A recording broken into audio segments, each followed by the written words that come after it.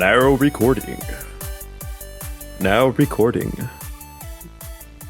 Just had to make sure that no matter what, someone has to cut out me saying now recording.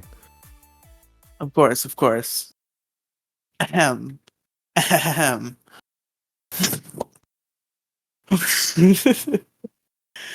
Are you high?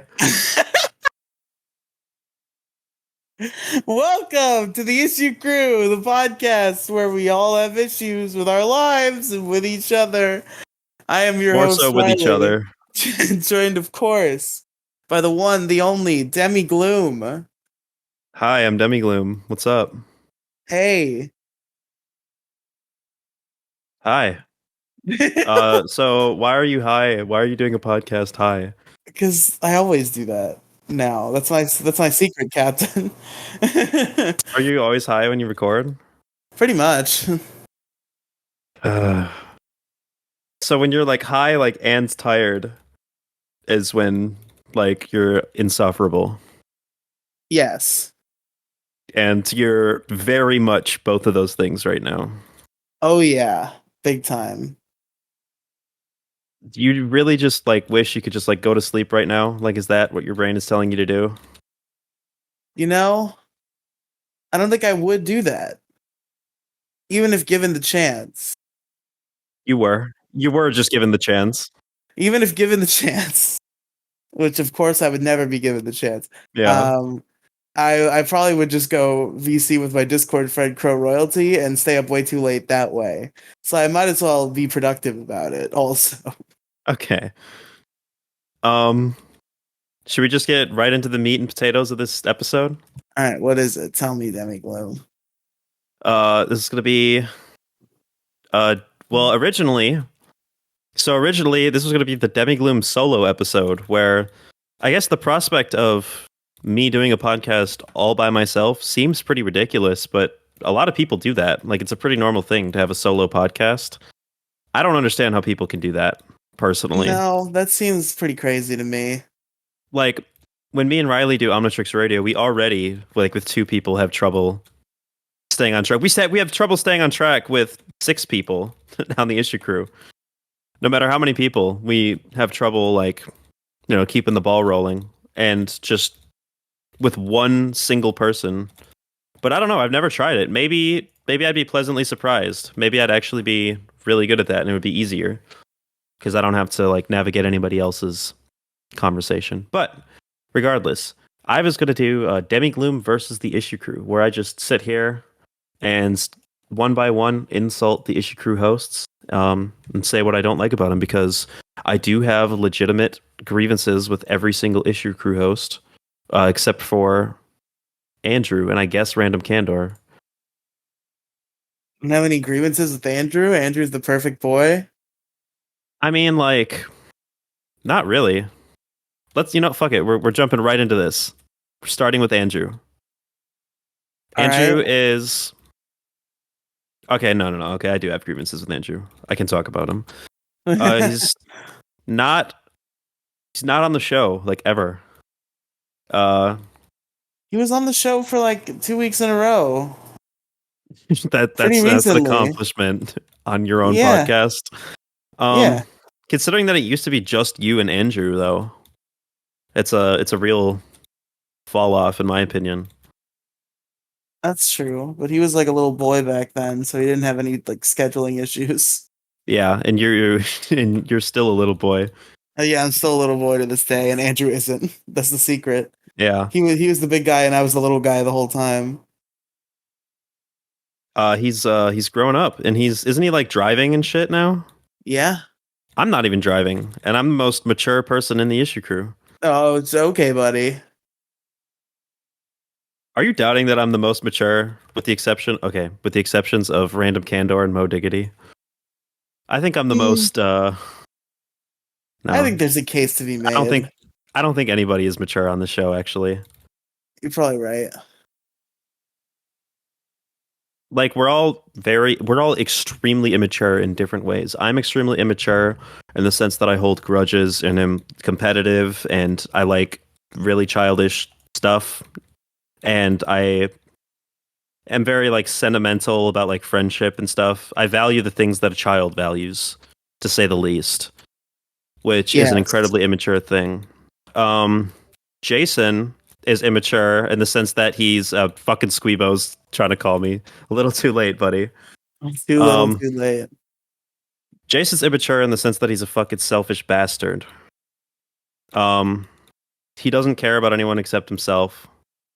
He's anti-politics, and he's like, "Yeah, I don't understand why people care about race and gender and stuff like that. As a white man, I don't understand why anybody would care about those things." He's stupid. He's dumb. He doesn't know anything about politics. He doesn't care about politics when he should. He fancies Like himself like. Sorry, has it been a problem the whole time? I think maybe it Oh my was. fucking god! Tell me, dude. I keep like forgetting to tell you because I don't want to like interrupt you, and then I forget, and then I'm like, oh, there it is Okay, again. so obviously Jason doesn't care about politics, which is whatever. But like he like thinks he's like I don't know, bro. He tries to get all philosophical sometimes, and he's just not good at it. He's just I don't agree with him, so he's stupid. You Yes, know, of course. like he just like the thing. So okay, so here's my actual problem with Jason is he pretends to be like apolitical, and like he doesn't care about politics, and then he says things like, "Yeah, I mean, I don't understand how." I don't understand how people let their kids be trans when that suicide rate is so high. It's like you fucking just do I even need to explain why that's the dumbest fucking thing a human being could ever say? Yeah, I wonder if those numbers might be correlated in some way to that exact Yeah, issue. exactly. Yeah. I'm not even gonna elaborate. That's he's just stupid. He's bad, okay?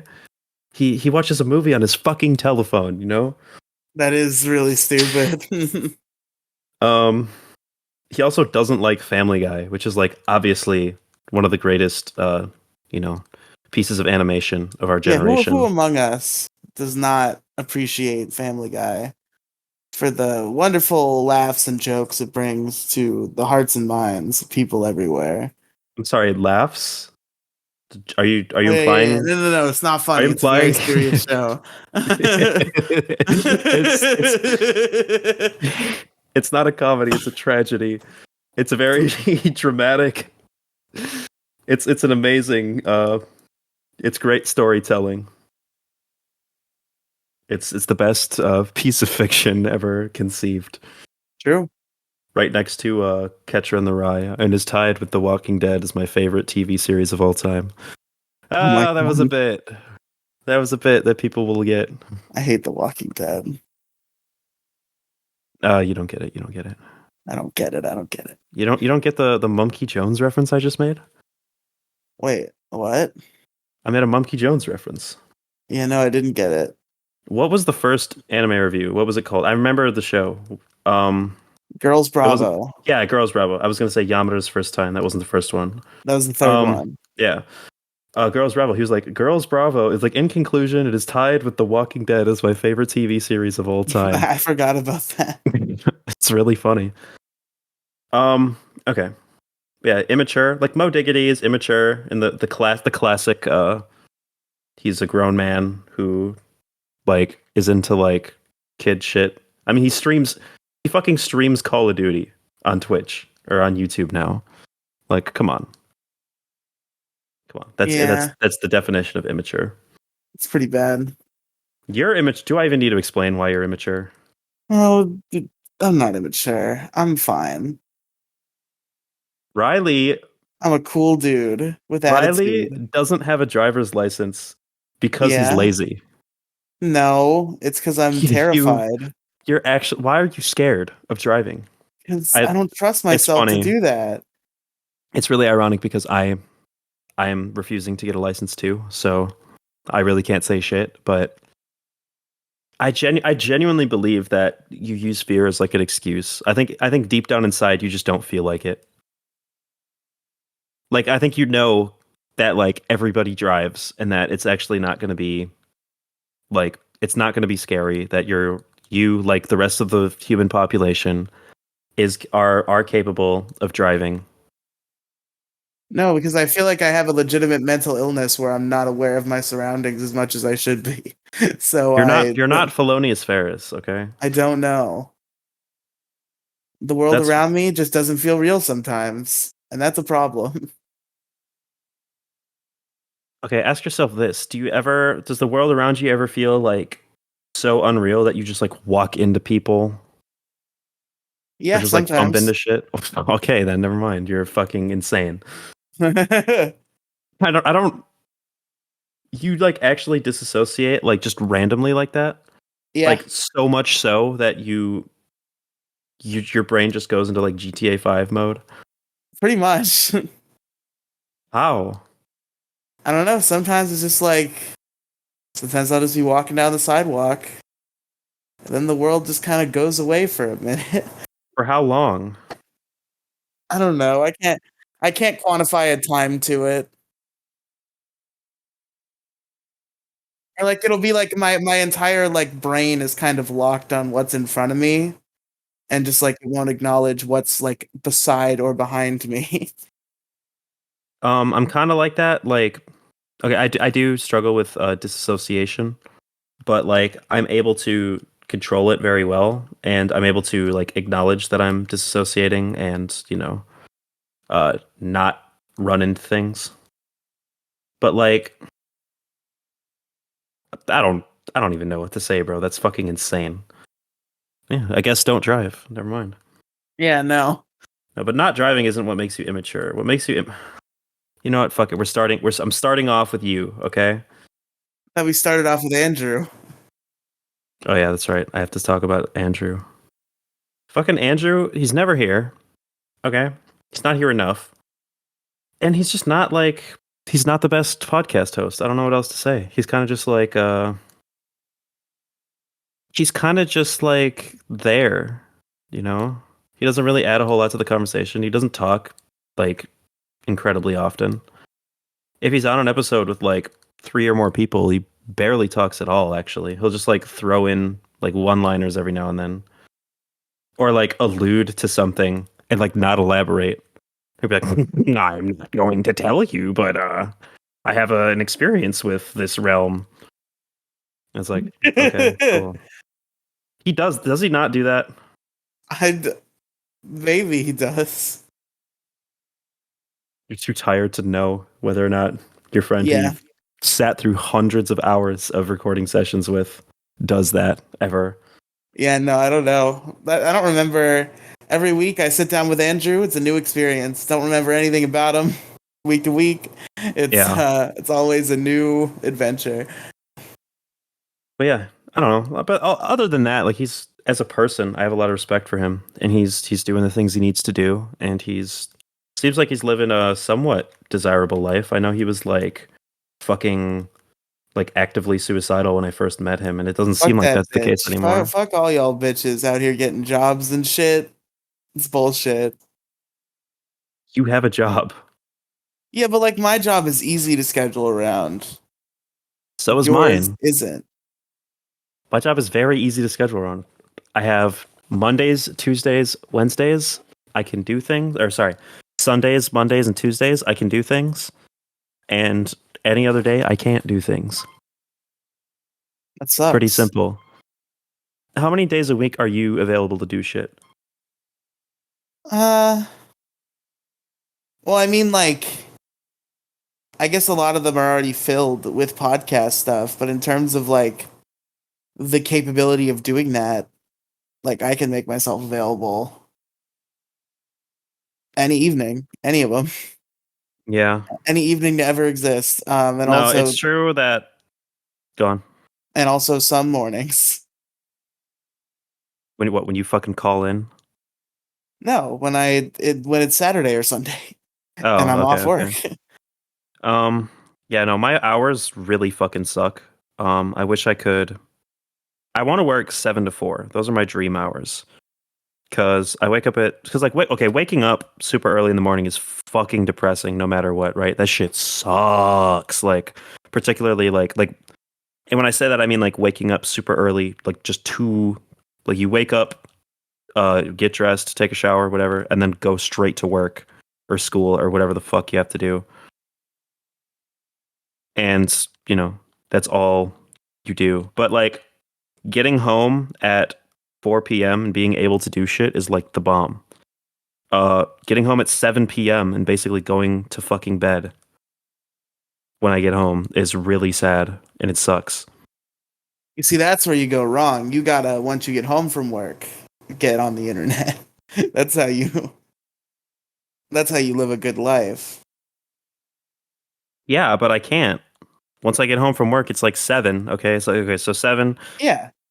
But like at 7, I have chores at my house, right? So, and I have to eat dinner and do chores, and it's also a 15-minute drive from my work to my home. So like adding that all together, Are you paying rent now? no. Okay. I'm not paying rent because I'm saving. I was gonna say stop eating dinner with your family, but I guess if they're letting you live there rent free. Well, I'm not even just eating dinner with my family. Like I don't even eat dinner with my family on work nights usually. I heat up leftovers, but I am eating and I am doing like after I eat, it's my job to clean up the kitchen.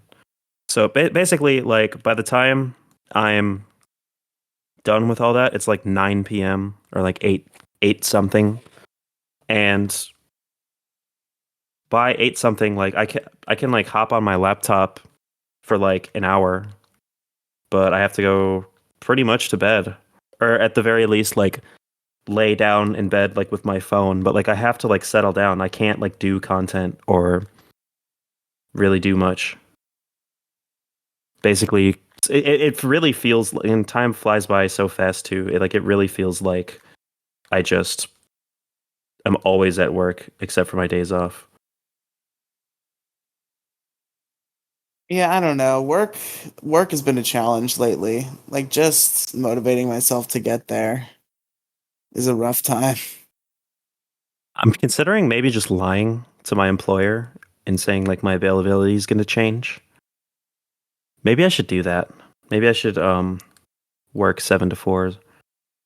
Because when I get home at 4 p.m., I have like enough time to like literally like record a podcast or like do something fun or even just hang out with my family and like do something. But like when I get home at 7, it's just I do my chores and then that's it. And I basically have to go fuck myself. I'm glad you got a day shift job because I know you said you wanted night shift and I was like, what the fuck are you talking about? You were like, fuck you, Riley. so I did want night shifts. I still would prefer night shifts. Or I would prefer night shifts or like morning shifts. I hate afternoon or like 10 to 7. It's fucking sad.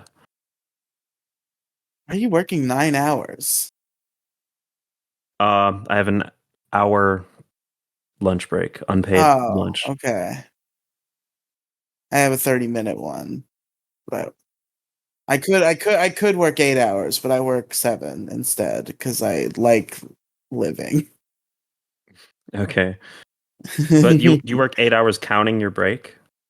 No, I work 7 hours counting my break. So you work for 6.5 hours. Yes.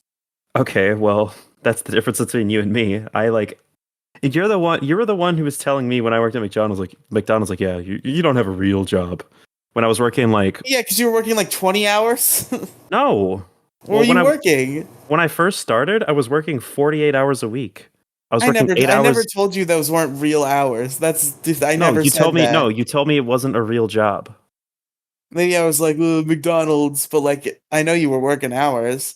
I was working 48 hours a week. It was the most I was like probably more suicidal than I'd no, that's not true. I was the most suicidal a little bit earlier than that, but that was like the McDonald's arc was so depressing. It was such a terrible arc, dude. That was when uh like Eloise happened in the midst of that.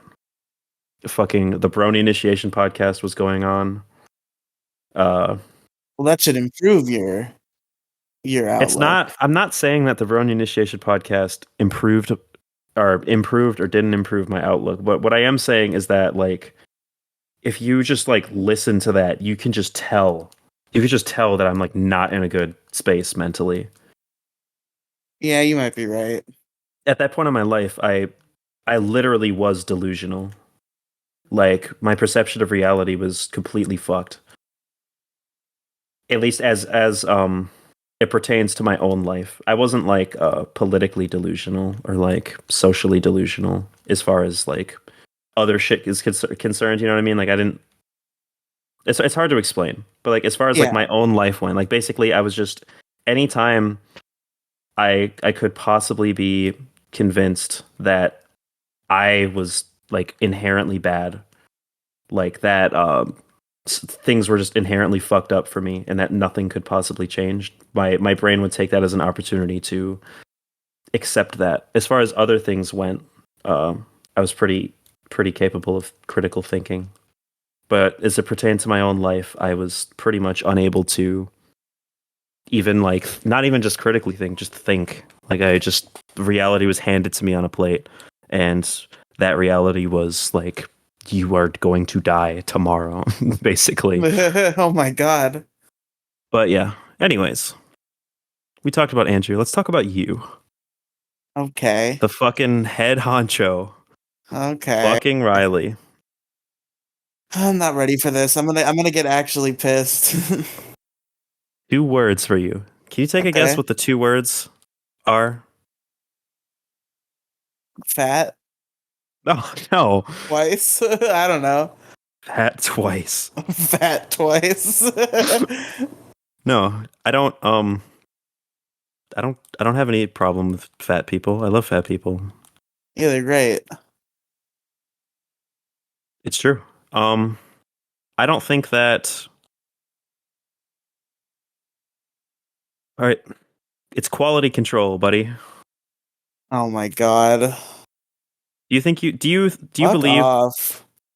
Do you not agree that you need to work on quality control? I think my quality control is just fine. I think there might have been a stage where it wasn't, but it's fine now. Oh god. So when you play Pokemon Showdown Yep.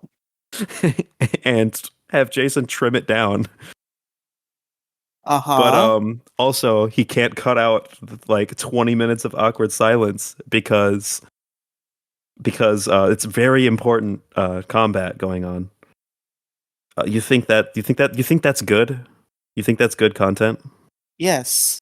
You think people want to sit there It's and not just watch? about the talking. Like the talking is part of it, but it's a battle that's happening.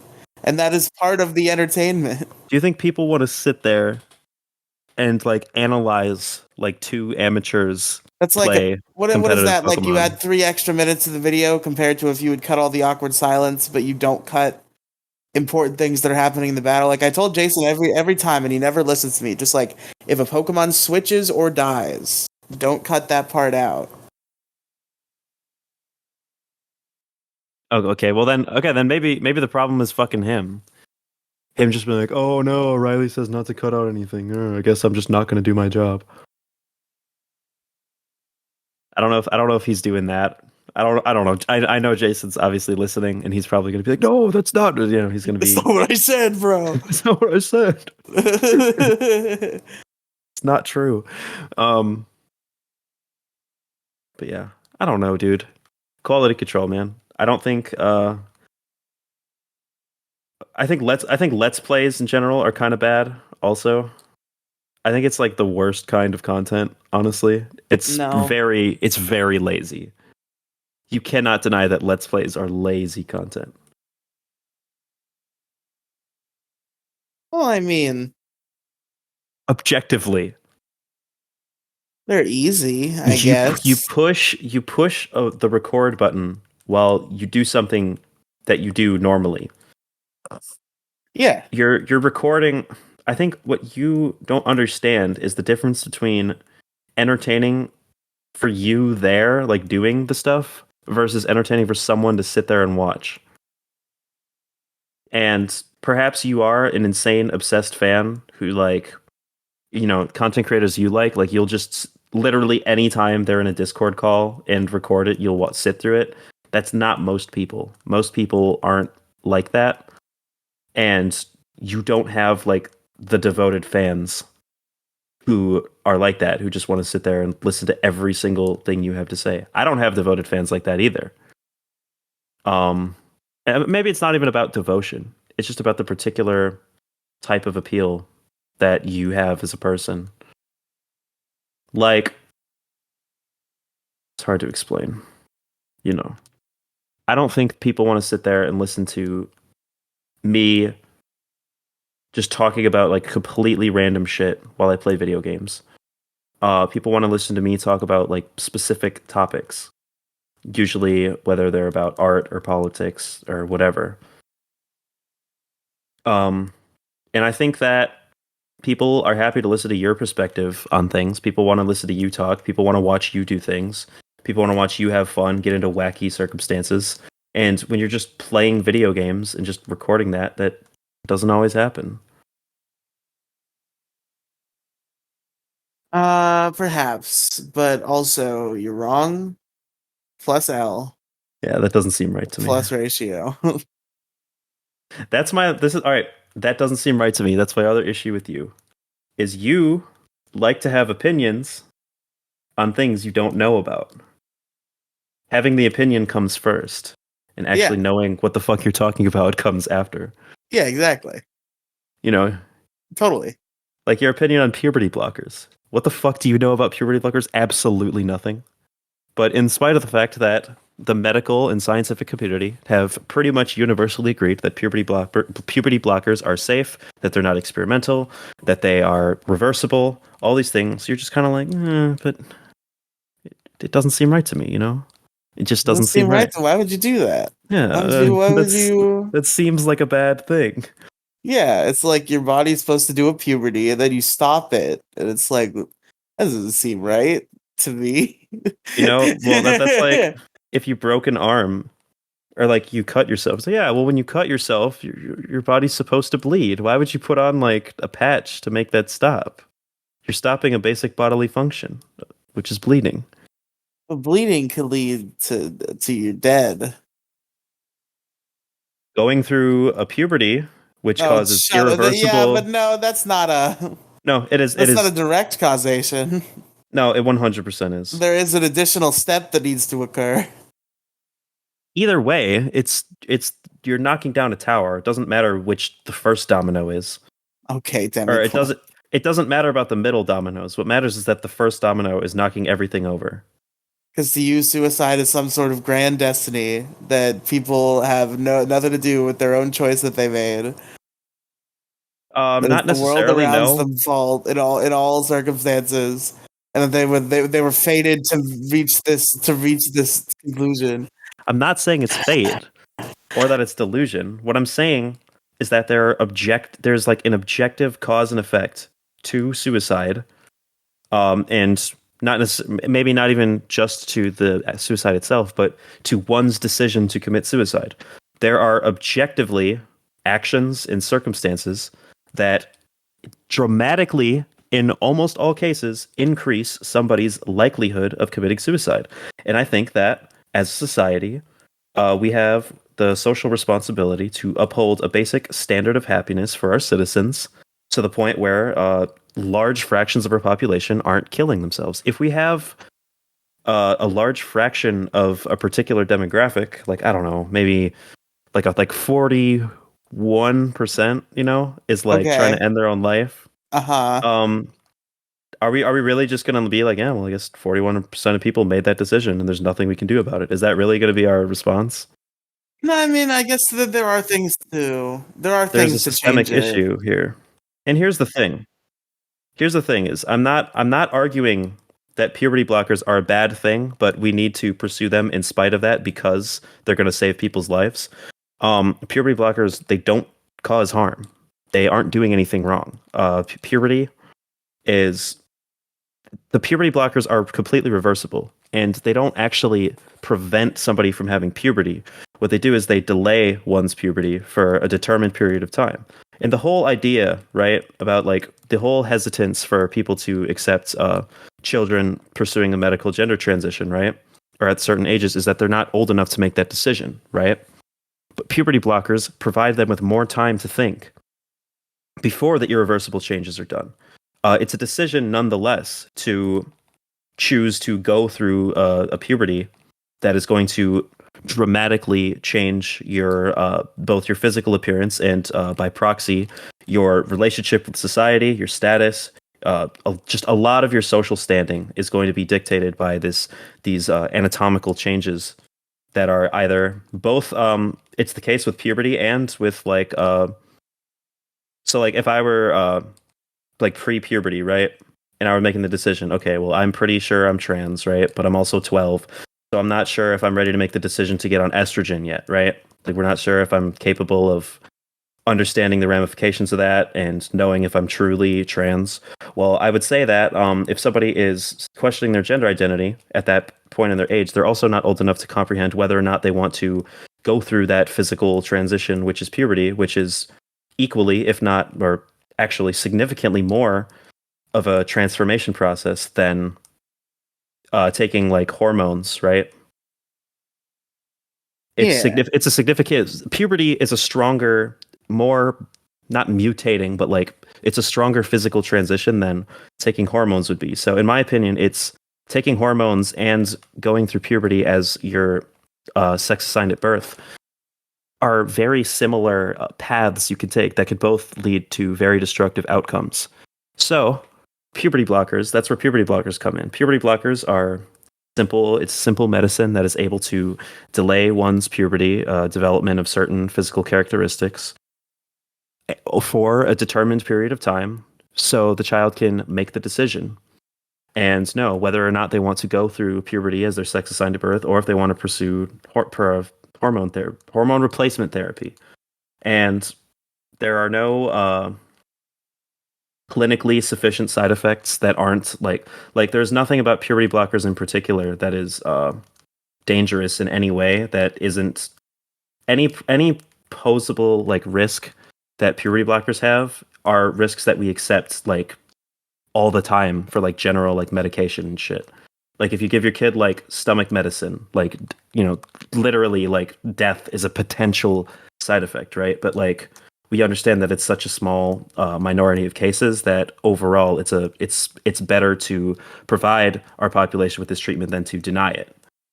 And puberty blockers are actually more safe than most medicine, and we're reaching a point where we understand them well. It's not an experimental treatment, and we know what it does, and we know that it's overall leading more people to be happier with their lives, happier with their bodies, and leading more people down a positive path. So for that reason, I don't think that we need to restrict them just for some sentimental reason, which is like, yeah, kids are supposed to go through puberty. Because the kid will go through puberty. I think it's better to give them a certain amount of time to wait. And if you're questioning your gender identity at a young age, I don't think you should be on, like when you're super young, when you're prepubescent, I don't believe you should be making a hard decision either way, whether you want to pursue the medical transition and, start living life as the opposite sex from that point on, or to go through your designated puberty for your sex assigned at birth and undergo those transformations and potentially regret it. I think both of those paths lead to a potential regret and devastation, and puberty blockers are a way to ensure that you have the time to process and make the decision with an understanding of the long-term ramifications. So yeah, that's why puberty blockers are good. Your response? I agree now. Did I just change your mind about puberty blockers? Yes. Let's go. How do you know I'm not lying, though? I don't. I'm just gonna choose to believe you. No, like that the real answer is that you trust me, right? Yeah. I assume. Yeah. I wouldn't maliciously lie about that. I care about trans kids, and because of that, I truly care about trans kids as a trans kid, and I would never, ever, ever, ever encourage people to do something that's like technically, like pro-trans from a wokeness perspective if it was actually going to lead to their harm. Like I just want the world to know that I'm being completely honest about this sort of thing. Unlike people like Matt Walsh will tell you that we're just like, opposing our agenda. Our agenda is the safety of trans kids, the safety and freedom of trans kids. And Our agenda is, hey, let's make sure. I don't want to say our agenda like it's mine, but I was just saying what you said. yeah, The agenda is to not have kids kill themselves. I think is a lot of the agenda. yeah, that's a big part of it. Suicide prevention, but like the suicide prevention is only a factor because trans people are so oppressed, like so badly.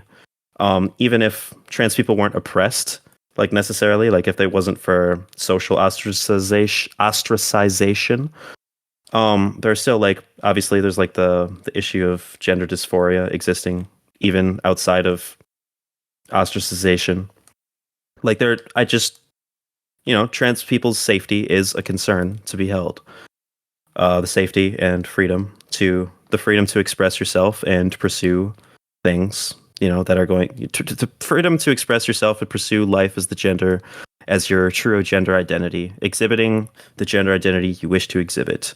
And the only time I draw the line is when there's a safety concern. And the idea of the safety concern of medically transitioning is very inflated by conservative pundits. And I genuinely, like people really think that we're just saying this to be on what we view to be the right side of history, but in reality it is out of care for trans youth and these children. And if these children were being encouraged to do things that were bad, that I think could lead to hurting them in the long term, I would happily go against the grain of what was like popular among my political affiliations. But yeah, I don't know why the fuck this turned into that. Yeah, we still listen. Listen, I want to be out of here by 10. We still got like 6 issue crew members to do. I think Okay. you did Andrew and you did me. Okay. Maybe we'll not do the former hosts tonight. I figured you had the most shit to say about Kathy and I Heartsy. Yeah, but we also don't have too much time. That's fair. Let's see. Who could I go? Okay, I've done you, Jason, Andrew. You did do Jason and Andrew. So you got to do Mo Diggity. Mo Diggity. Listen, I don't want to say Mo Diggity is stupid, or Mo Diggity, or I hate Mo Diggity, or Mo Diggity's a bad person. But some of his fucking takes, dude, are so bad. First of all, he's a libertarian, right? Libertarians are bad. Are they? Yeah. Okay. So libertarianism in theory is the practice of the pursuit of liberty, freedom. The end goal. Libertarianism is originally meant to describe the end goal of liberty, freedom, just a society in which people are free to do as they please, so long as they aren't hurting anybody. And for those reasons, I do believe that the majority of people who identify as libertarians, unlike those who identify as Republicans or just generally conservatives or fascists or anybody else on the right who I really have a grudge with, I'm more charitable to libertarians because I think they're much more likely to actually care about freedom and the betterment of humanity and society, more so than Republicans, who I think are fucking selfish assholes who just want to be who just want to maintain their position in a hierarchy. That's not to say libertarianism doesn't have similar consequences and conclusions to conservatism, or like traditional conservatism or authoritarian conservatism. But I do believe that people have better intentions, and for that reason, I have much more respect for people like Mo Diggity than I do people like, I don't know, fucking Matt Walsh, Ben Shapiro. Matt Walsh. What Yeah. is a woman? I answered that question beautifully the other day, and I don't remember exactly what I said. I'm gonna make it. Should I just make a video where it's just called like "What is a woman?" but I actually answer the question? That would have been so funny. Like 7 months ago, would have been Yeah, so great. yeah. No, "What is a woman?" is completely irrelevant now. However, yeah. So uh, Mo Diggity, and my good friend Squeebo have been having a beef on Twitter recently, and he referred to the trans and Ukrainian flags in my friend Squeebo's Twitter username as meme flags. He was like, "Lol, meme flags in Pio," and I'm like, that's not really okay to reduce somebody's fight for freedom and justice to a mere meme, you know. And I think just because you're on fucking Twitter all day and that's your perception of this flag, that's what you associate it with. That doesn't mean that's what it means to everyone else. And there is a legitimate meaning behind these flags. There's a legitimate movement. There's a legitimate fight being fought. And it's, in my opinion, is incredibly disrespectful and offensive to reduce the meaning of these things, especially when literal lives are on the line, particularly in Ukraine. I mean, they're literally being fucking slaughtered by the hundreds and thousands to right now as we speak, and to refer to that fight as nothing more than a meme because you're on Twitter and the people you disagree with have that flag in your bio is incredibly disrespectful. Bo Diggity also similar. I wouldn't say. No, I will say he has the same like content issue that you did like a long time ago. Like what I said about quality control with you, like I am being a little nitpicky. Like overall, I think your content is like fine, but as a friend and consumer, I do complain. I do take issue with certain things, and I don't think you're perfect. Mo Diggity, kind of. I don't think he has a great understanding of what is and isn't entertaining for the most part. I think as far as podcasts specifically go, he's very, very good at discerning what is and isn't an entertaining or desirable conversation for someone to listen to. But at the same time, he is doing a pretty bad job at marketing himself. It wasn't until very recently when Jason started basically doing that stuff for him that I felt like his content was even digestible. Like on not Moside Gaming, Mo Diggity 42, his main YouTube channel, which I guess is still technically his main YouTube channel, he would it was literally nothing but just like hours and hours of just unedited shit. Whether it was, YouTube shorts or stream archives or whatever, it was just like nothing was like streamlined or made digestible in any way. And sometimes I'm able to like sit through content like that, but other times like it's just really overwhelming. And that was definitely the case with Mo Diggity. There was no consistency. There was no real marketing. There was nothing. Nothing was selling me. I just saw hours and hours and hours of unedited shit that didn't pique my interest. That being said, the clip shows or the I guess stream edits that Jason does for him. I don't know what to call them, but Jason takes his live streams and like cuts them down into like 10-minute like gaming videos. I think they're pretty entertaining. And overall, I think those are pretty good. But I also don't really like the Mo show. I think the Mo show could just use a little bit more. I'd say production value, but what I really mean is production at all. Most shows is good. You bitch. While the conversations may be entertaining, again, it's nothing more when from the viewer perspective, from the perspective of somebody who's not already super invested in it, which is newsflash, everyone except maybe two people, because you have to market. You can't just expect people to come across it. Somebody who just comes across it, it's nothing more than hours and hours and hours of unedited things that aren't like streamlined in a way to are categorized in a way that pique my interest. So it's not digestible. And while I think Mo Diggity is actually a great entertainer, generally speaking, he is not good at containing his content in a way, or uploading his content, putting stuff out there that, like I said, is digestible. I think someone who does that very well is Jason. Jason is, out of anybody here, is the most digestible content creator because you know what to expect from him, but also you know what to expect from Jelly U, right? You know what to expect from a Jelly U upload. But he also does shit that his videos aren't all the same. He has themes. He has consistent shit going on. He has here's what I really mean. He has consistent appeal, consistent quality, and consistent control of what he does, but inconsistent subject matter, inconsistent analysis, inconsistent in a good way. Like, I should say, instead of inconsistent, I should say diverse.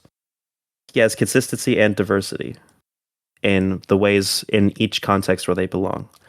That's what I strive to do. However, I fail at that simply because of my sheer lack of content. I don't upload like anything on my main channel, meaning I really don't even have a leg to stand on in this like competition. But I will say I think I do a pretty good job with middle school GSA, and pretty much like middle school GSA is where I am able to fully have these content goals fleshed out, and I think I do a pretty good job of it, and I think I have a good understanding of it. But in practice, I don't have the sheer like will, not even just will, but like time or dedication or drive, really creativity, a lot of the basic things that are required for like being a YouTuber. I don't really have right now at this point in my life, and I don't think it's because I'm like inherently not good enough. I think it's has more to do with the fact that I'm just not doing super hot mentally, like ever. I'm a mentally ill person, and I'm also busy. Fucking, there's a lot of adjectives I could throw out and a lot of excuses I could have, but I will admit that I do have issues as a content creator that juxtapose my ideals. But as I said, everyone exhibits these things to varying degrees, and Jason is one that exhibits them to a great degree, in many ways that I think are perfect and digestible. And Mo Diggity, as I was talking about, does not. He's obviously getting better, ironically, because Jason is doing the stream stuff. But like the Mo Show, the MoCast doesn't have a profile picture. Like just it just seems like all the effort is going into the recording. Like what happens. It seems like after everything's recorded, it just kind of just gets like just dumped onto some platform like YouTube, and no effort is done after like the recording is done. This is basically a solo episode, bro. You're not even talking. Is Riely asleep? Oh shit! Fuck. No. Were you muted? Yeah, headset issue, Okay. skill Were you issue. talking were you talking throughout that rant? No, I only talked a little bit. Okay. Nothing of note. Nothing significant. How do you feel about my Mo Diggity take overall? I tend to agree. Yeah. I don't think these are things that Mo would like deny himself either. I don't think he like is unaware. I just think that these are, truths about his content. And, regarding his political takes, I don't think he's a human being unworthy of like basic respect. I don't think he's a bad person. I think he's very well intentioned, and I think overall, as far as like ethics go, he holds, he's on the right side. But I do take issue with a lot of his political positions, things he says, and yeah, we have our disagreements. I disagree with him a lot, but I don't hate him. Contrary to popular belief, I'm capable of being friendly and respectful among people who I disagree with politically. Wow, really? Yeah. That's crazy. I never have seen that before. Anytime I do it every week on this podcast. Yeah, that's a little bit though. You and Andrew are the only people on this show that are like aligned with me politically. And you only because you're fairly, I wouldn't say apathetic, but just like not like super strongly aligned on a lot of political issues. Because I don't think you care or like just know about a lot of the things I know about. In the same way that, and that's not an insult. I don't think I care or know about a lot of things you know and care about. I just think as far as politics go, me and you are naturally more aligned than the rest of the issue crew because there aren't those like hard positions where we disagree. And a lot of that comes from the two of us not caring about things the other person cares about. We have different different importances. But yeah, who else do I have to talk about? Fucking Random Candor. He's been on what, 3 episodes total? Yep. That's like I just don't know the guy, you know. I know him because every single Mumkey Jones podcast where there are questions, where there's a question and answer segment, uh, for years now, I've heard Random Candor wants to know. Yeah. You know, it's always Random Candor, and Random Candor and I have been Twitter mutuals for a long time, and I didn't even like put two and two together that the Random Candor who like followed me on Twitter was the Random Candor, which and in retrospect was stupid, but like I just never thought about it. And I didn't make the connection until one day I was just listening to a Monkey podcast. And then I also got a notification from Random Candor on Twitter. I was like, wait a minute. Why have I never realized that this very unique username is present in these two different areas of my life? But yeah, Oopsie. I have a lot of respect for him. He's seems like a really smart guy from when I've talked to him. Obviously, it hasn't been a whole lot. He's a very respectful person. Like, he's not the type to. I wouldn't say he's not the type to argue, but he's not the type to like like get pissy. Or he's very capable of remaining like neutral in a conversation, or just being really respectful and not being super chaotic like the majority of people in the issue crew are. And I don't think he's like a dirty fence sitter or anything. I think he's just genuinely a very respectable person who has a lot of faith in the people around him and is like very charitable and doesn't, look down on everybody. In spite of him obviously being a very smart person who's capable of a lot of good things. I have a lot of respect for Random Candor, and I can't think of any issues I have with him other than I don't know. I mean, I guess he's in the Mumkey Jones community, so anybody in that community, I just normally will just naturally take issue with because I take issue with Mumkey Jones. Hey. I don't think I don't think Mumkey Jones is a bad person or anything. I'm still a fan of him, but like I think he's my biggest problem with him is that he knowingly attracts a fan base of fucking scumbags. And he entertains them, and not when I say entertains him I mean like he what's the word, he humors them, which is I Yeah. don't even think is like the worst. I don't think it's the worst shit ever, and I don't think Monkey Jones himself is even like, I don't even think I really disagree with him on a lot of things. I think he's not a super political person, but he's just very very edgy, and being super edgy with like no real restrictions, or not hold like being super edgy without holding back at all, is just it naturally attracts kind of some pretty yucky people, and he doesn't really do anything to distance himself from those yucky people. But again, that's kind of part of the appeal of him, though, is that he's not really a force for good or bad. He's just a very chaotic person who's there. He's in it for, he's in the wild ride for just what's entertaining. And as an entertainer, I have a lot of respect for him. But, I would just generally like to see people who foster communities of heinous, despicable people to condemn heinous, despicable behavior of their audience, particularly.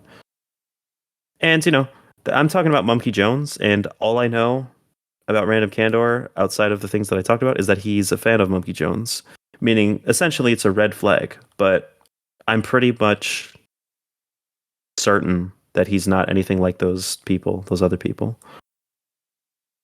So yeah, Random Candor is like the one that I don't have anything bad to say about, besides potentially there being negative ramifications of being a Mumkey Jones fan. But I am a Mumkey Jones fan, so like I'm not going to say that being a Mumkey Jones fan is inherently bad, because I don't think it is. It's just that statistically, Who else? Who else is there? What about you? What about Demigloom? That's right. Is that the one I'm missing? Is there anyone else? Yes, I think that's if you're not counting Heartsy and Kathy, then you are it. I'm an asshole, plain and simple. I'm very competitive, combative, disrespectful to people. All those traits are things I exhibit among people that I disagree with or take moral issue with, whether it's what they believe in, what they do, what they say. Um, and quite frankly, I think I don't think it's an inherently bad trait. I don't think hostility is necessarily bad, but it does for other people around me. I can see why it's frustrating. I can see why. I totally understand why Riely doesn't like it when I refuse to be in a Discord call with people that I consider to be terrible people, even though I totally understand when people are like, yeah, who fucking cares? Like, just be around them. But personally, I just, I am a very morally firm, grounded person and have a difficulty stomaching shit that I don't like, especially when it pertains to my own people, like trans people or LGBTQ plus people. When people are very blatantly homophobic, transphobic, or disrespectful to me or other people on the basis of gender or sexual identity, uh, it's something that I don't even want to engage with or stomach because it's just yucky and it's upsetting for me personally. Although I can also acknowledge that human beings are complicated. There's a lot to people beyond this one take that the stars aligned for them to have, God knows I've had really bad opinions. But I don't think I was ever like a bad person or somebody who intended to be, a harm to society. But yeah, that's my issue. I guess that's the flaw I can think of with me. And also, I don't fucking upload on YouTube. I don't commit. I don't. I don't follow through. I should say I don't follow through on my commitments. Oftentimes related to content, and I do have the excuse of being just like on and off suicidal and super depressed, and also super busy now with fucking work, creative block, all these things I can point to. But at the end of the day, I am physically capable of putting out a lot more than I do. And it's important to acknowledge that and try to change for the better. And I am trying to change for the better. And I think it's important to know that there's always room for growth. And you should, always keep trying to grow. And I am trying to grow. But yeah, I can also acknowledge the shortcomings. Me being, currently in a position where I am not following through on some of my commitments. Those being to upload content consistently and to just be more of a internet person. But yeah, are you like about to pass out, or do you want me to just quickly talk about Heartsy and Kathy? I am about to pass out. All right, that's fine.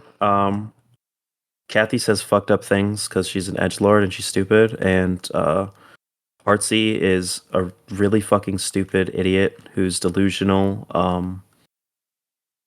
He's really stupid and he's an asshole, and he's like best friends.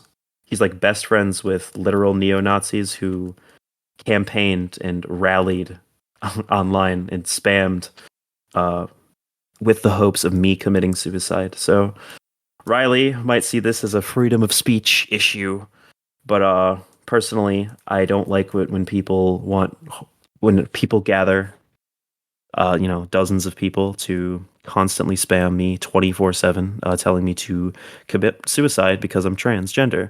And generally speaking, I would expect friends of mine to not be friends with people who were like that. I would expect people to, have some humanity. But yeah, that's what I have to say about Artsy Protsy. And Kathy just says fucked up shit. I don't think she's a bad person. She says fucked up shit and she doesn't care about content. Like, she used to come on the issue crew all the time and just fucking. What was the problem last? Like, what was the final straw with Kathy? I don't remember exactly what it was. I think she was. It was more of like a boil over, like it had already been going on. I don't remember the Yeah, exact inciting incident, but I know she was like reading a comic book during the podcast once. She was watching a let's yeah, play during the podcast. and She like shit was was like coming through her microphone. I think that was the yeah, final blow. Was like she would be playing Crunker or doing some shit, and we would just hear like dialogue coming through her microphone that wasn't her, or like echo, and she just refused to do anything about it for like weeks, and was just incredibly disrespectful about it. And yeah, those are my issues with Kathy, and also obviously she has dumb fucking political opinions because she's a host of the issue crew. true. Huh? I said true. Oh, I thought you said who. I'm like, No, I said true. but yeah. True. This has been Demigloom versus the issue crew. Thank you all for listening. Demigloom, where can our listeners find you? Um, Listen to Middle School GSA. It's available on all podcast platforms. But it's also on YouTube. It's on YouTube, and all podcast platforms. YouTube is the best place to listen to it because we've got our comment section. We've got super cool visuals for you guys to, gaze upon, and you can, just it's a better platform because that's usually where we get our numbers. We take a look at our YouTube views because our Spotify and other platform numbers are so small that they're difficult to analyze. But yeah, so go look up Middle School GSA on your podcast platform or YouTube. It's a weekly podcast hosted by me and my good friend Felonious Ferris.